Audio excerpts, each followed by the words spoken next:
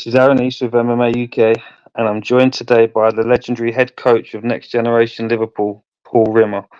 Paul has over 20 years' experience in the fight game and has moulded some of MMA's most talked about warriors the UK and the world holds on their rosters today. But thank you very much for taking the time out of your busy schedule to speak with me today, Paul, mate. No problem. Yeah, it's always been a little ambition of mine to grab a chat with you, honestly. Absolutely amazing to grab a chat. I mean, No it's worries. been No one ever asks. no one ever asks, honestly.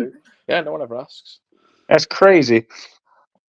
I would have expected your inbox to be blown up with messages to speak with you. Nah, everyone always wants to speak to Paddy or Molly or Shem or someone else. You know what I mean? So, And that's great to speak to the person that helped make them who they are today. Definitely. I mean, it's been and continues to be quite the journey for Next Gen. I mean, you built quite the legendary, legacy for yourself, and given the fans the opportunity to witness your phenomenal proteges. I mean, I bet you're still in awe on how your vision has manifested over the years.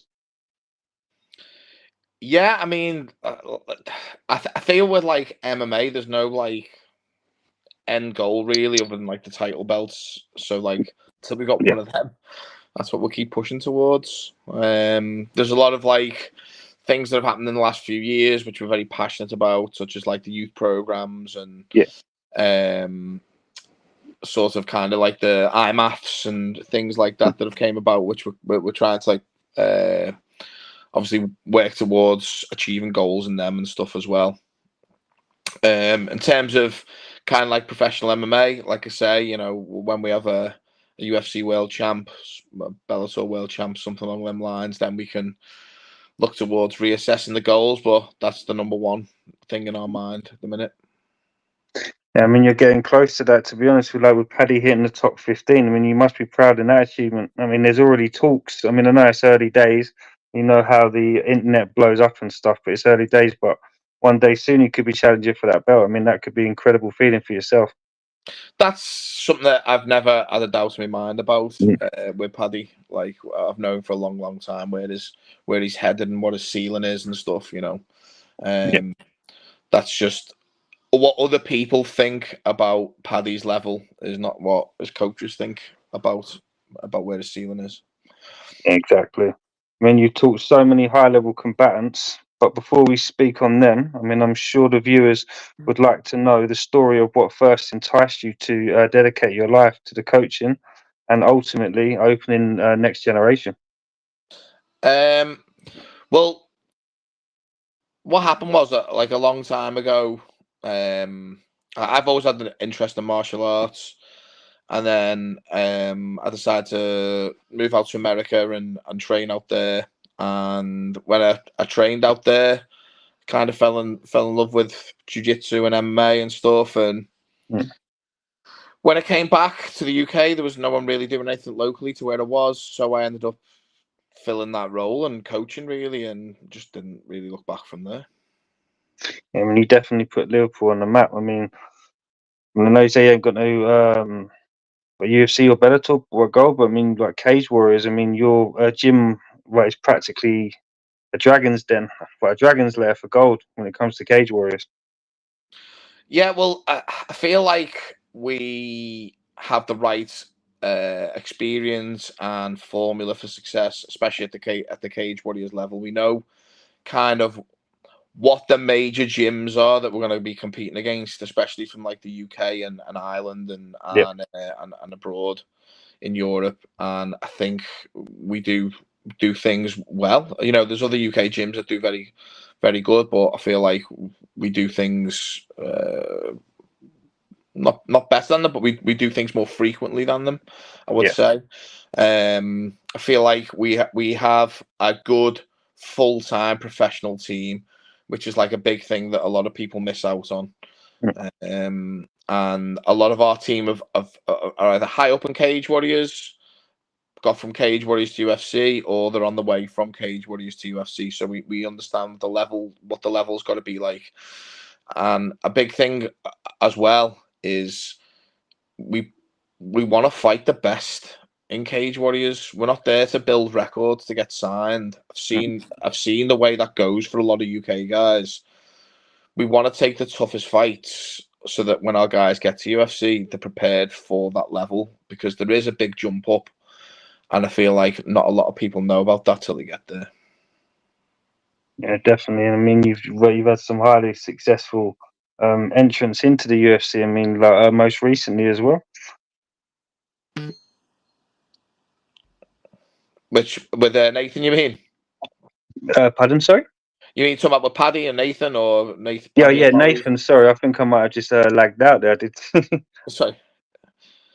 Yeah, like, so Nathan's a great example of a full-time athlete, been working hard for years, Yeah, got himself to the higher ranks on Cage Warriors. Yeah, he had that loss against Don Wooden, but he's moved back on from that now, and he's established himself. And obviously, one of his teammates is now the bantamweight champion, Liam Gittins. So for Nathan, it was a great opportunity to go on the Ultimate Fighter and see what he's about and stuff. Unfortunately, he broke his leg in like the first minute 30 of that fight, and yeah, fought on with a broken leg, and now he's in America preparing for his debut after having his debut pulled away from him literally the last second of the week. yeah. But to fight for a broken leg, I mean that is absolutely incredible. As well as to go on to victory. I mean that is sheer determination for you. Nathan's a one-off individual. Like, his mental strength is something else. Yeah, I definitely couldn't agree more, man. I mean, we all have that certain person that started our love for the violent yet exhilarating world of mixed martial arts. Who is that person for you? I come from a different era than most other people will have come from. Like, I remember watching UFC 1 and 2 and stuff. You know what Yeah, I mean? So, like, for me, MMA's always had that kind of like special place in my heart. But there was no one person that made me want to get into MMA. It was yeah. what it was, the sport, and it wasn't a sport then. It was just basically fighting, if you know what I mean. People But beating the crap out of each other. yeah, I mean, and I could see where that was kind of headed compared to the stuff that I'd been doing and training beforehand. So, Yeah. like I say, it wasn't the result of a person or anything like that. It's just kind of the sport. I suppose if anyone, it was anyone, it would have been Hoist at that time, making me think I need to learn jiu-jitsu and stuff. And I think probably more than anything, maybe like Hicks and Gracie was like a good influence on stuff after I watched Choke. And Yeah. around that era, it's more like not just people influence you, but just kind of like events and scenes and stuff like that. So Yeah, definitely. I mean, like for me, it was Don Fry. I would literally, my dad sat there with me one day and he was watching one of his fights. Can't specifically remember who he was fighting, but literally, I fell in love with the sport then. I mean, absolutely incredible warrior. Went on with pride and everything like that, and it just made me fall in love with the game completely. yeah, like I say, that's why the sport's so good, because literally, like, Don Fry's a legend, but he's not one of the people that influenced me in any sort of way. But to hear that Yeah. he's influenced you is like, you know what I mean? Like, from that era, people can come up with all sorts, from Fedor to Nogueira and all them sorts of guys. They've influenced a lot of people in these times now. Yeah, they definitely paved the way for everybody. I mean, if the gym's walls could speak, I'm sure they'd have many tales to tell, and I'm sure you have quite a few yourself. I mean, I'd like to hear them all, but we'd definitely be here all day, mate. I mean, but we've um, but we've had the opportunity through today's technology and social media to have so many of your stories at our disposal. But is there any chance you could share one that might not be online? um, it's difficult, really. Like, just to think of a story on, you know what I mean? That like, Yeah. people want to know. All I can say to you is that it makes me laugh when I see amateurs online putting up, wow, pay-per-view rounds with these guys, and no one knows who them guys are. And every Thursday morning, you can walk in and watch Paddy going at it with Luke Riley. You can watch Adam Cullen going at it with Shem. You can watch Nathan going at it with Liam Gittins. You know, you can actually come and watch rounds that people would actually pay good money to watch them fights, and that's without like having the people come down for rounds and visit themselves and doing all that sort of stuff. You know what I mean? Like we're the only ones who are lucky enough to see how like them rounds and fights go and that sort of stuff. You know, in terms of the stories they tell, it's all about the training. It's all about the rounds. It's all about them things. I think they're what people are most interested in. Maybe one day I'll do a live stream on the rounds and let everyone watch them. But they're the best untold stories. You know, the guy in the gym that didn't do well when he first started and is now doing very well in the gym. They're the stories over time I like to see. Yeah, definitely The gossip and the dramas and stuff, that's just pointless. Yeah, well, they must be incredible to watch. I mean, I've spoke to many of your guys on the amateur level as well as the pro level, and they're always telling me about the fun and games you guys have over there. Yeah, we do have a good. There's no point in training somewhere that's going to make you miserable all the time. You may as well want to be somewhere that's make you happy and can push you on and get you to the places where you want to go, because that's what it's about. That's what it's about ultimately, you know. And you can tell that. You can look around your gym and see where people go to from there, and whether that's where you're going to get to. Just because you do MMA doesn't mean you're going to get to the UFC. That's like one of the things that people don't realize. You have to have a plan and a path to get there. So when people join our gym, we sit them down and we say, what's your plan? What's your path? How are you going to get to the UFC? And every single one of them people, even though they've been at gyms before or have had good coaches, none of them have ever been asked that question. Like, that's something that most young fighters can do. If you want to know you're in a good gym, ask your head coach, sit them down, say, how do I get from standing here in front of you to the UFC? What does that look like work-wise? Because like we do that. Like, we can sit you down and tell you how you need to get to this place and get from that place to that place and that place to this place, and here's what's going to be asked of you to do that. I feel like most young athletes don't have that. There are new gyms that have just popped up where the coaches aren't even that experienced, and you know, a lot of people are still training, going to MMA sessions and just doing pads in the classes that the same everyone in the class is doing. They're going to sessions where, you know, the jiu-jitsu coach doesn't even know the striking coach. They're doing strength and conditioning with the mate who's a level 2 PT. Like, that story just surrounds the UK MMA industry like a bad smell. It doesn't have to be that way. There's literally world-class gyms in every city that can take you from literally walking in as a beginner to a UFC star. Exactly, I couldn't agree more. I mean, in London, I'm surrounded by them, as well as Liverpool. I mean, I'd love to pop down there one day and visit your place. I mean, I don't think I'd want to leave, to be honest. I think I've moved there to. Yeah, well, like I say, that I feel like that's one of the biggest bugbears that myself and people have is coaching education. You know what I mean? Just because people choose way too much stuff based off Instagram, I would say. You know, Instagram is full of teachers and not many coaches. That's what I would say.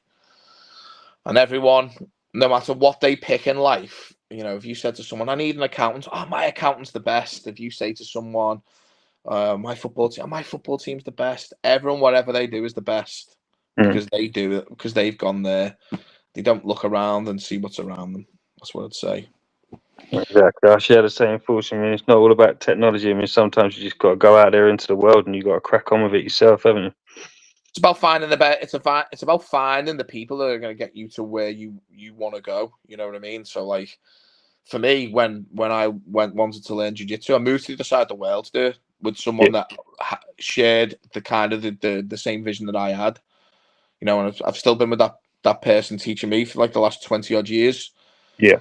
You've got to be able to kind of look at what you want to do, where you want to get to, and then break it down into the steps that get you to them places. If you can't do that, you're not headed for the UFC belt. I can tell you that much. Yeah, definitely, definitely. I mean, Paddy and Molly, Liam and Shem. I mean, these are just a few of the names that you've guided to greatness over the years. I mean, all of which have shown incredible admiration towards you, and it all helped, and you've helped them all to achieve so many things over the years. And it must be an incredible feeling helping them live out their dreams and reach their highest potential. Yeah, well, there's always this thrown around. So I'll give you an opposite view on it. Always thrown around that your coach needs to be a fighter or been a fighter or all this stuff because they've got all that experience. Well, in my experience, that is not the way forward it is. I've never been a fighter, and I find fighters to be quite selfish. I'm quite selfless in that regard. In which my goal, my dream, is to get my fighters world championships, to get them to this, to the part they want to be in life. If my goal was still about me, or my journey had been about me, that's put my years of coaching experience ahead of most people, I would say. Because even some of the top coaches in the UK now, when I was coaching and had people fighting in the UFC, they were still fighting themselves. You know what I mean? Like the Yeah. experience that you develop from coaching, from building relationships and spending time around fighters where the focus is on them as opposed to them putting the focus on them, if that makes sense. It gives you a lot of insight, a lot of coaching experience, a lot of getting to know people personally, a lot of building relationships, all them things. There's a lot more to building someone's career than just holding pads or rolling around with them in a gym and giving them advice. Definitely a great quality to have in a coach, man. Definitely. I mean, and to this day, many more are reaching their full potential. I mean, the countless names you have under your guidance fill not just many highly regarded promotions such as UFC and Cage Warriors, but some of the most highly regarded regional scenes also. I mean, many will know some of the more highly decorated of your squad, but to those not too well versed on the amateur scene, I mean, could you give us and some of the viewers some names to look out for in the future? Yeah, I mean, a lot of our amateur team turned pro not too long ago. It's a lot of the younger ones, but like on our amateur team now, we've got like Jamie Cottier, Joel Kane, Kieran Chesworth. We've got a load of like young amateurs, Alfie, JJ, and like my son Jack. They're all youths coming up through the amateur scene now. Yeah. There's quite a lot. It's like it's hard to like just give you one example of Yeah. one person that's really good in the gym because the level's high. So if you, like I say, if you come in and watch our teams operating, they're operating at a high level. Our amateur team operates at a high level. Our new pros, like the beginning pros, they're operating at a high level. I mean, I would say like the amateur scene in the UK isn't dying a death, but it's very strong in the north. I would say stronger than probably most other places. I feel like the further you move up the country, the better the level of MMA is. I think personally. I know a lot of people won't agree with that, especially if they're gyms. I'm not talking about everyone. I'm just talking about like in general. So like you're gonna get tough amateur fights in Newcastle. You'll always have Newcastle gyms have always been pretty good, pretty tough. You're gonna get good amateur fights up there. Manchester, same. Birmingham, the same. They're major cities. They're always going to give you like good level amateur fights. If you're taking a belt in one of them cities, you're doing good.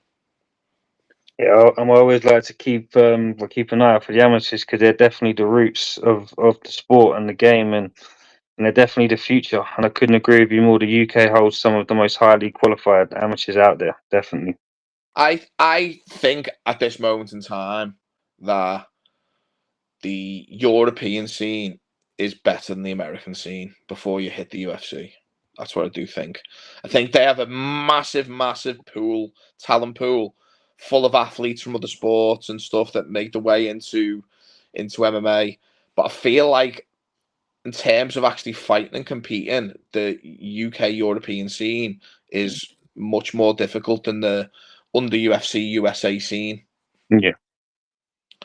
And I couldn't agree more, man. And I definitely look forward to some more of your more unrecognized proteges to come out of the woodwork. definitely look forward to seeing all of them. Me too. I hope they all live up to the potential and keep working towards the goals that they've achieved. Definitely. I mean, it's been an incredible opportunity to have the chance to speak with you today, Paul, mate. I hope we can grab another chat one day in the not too distant future. Anytime, mate. Nice one. Thanks for the call. Anytime, my friend. You take care. Cheers, mate. Bye. Bye.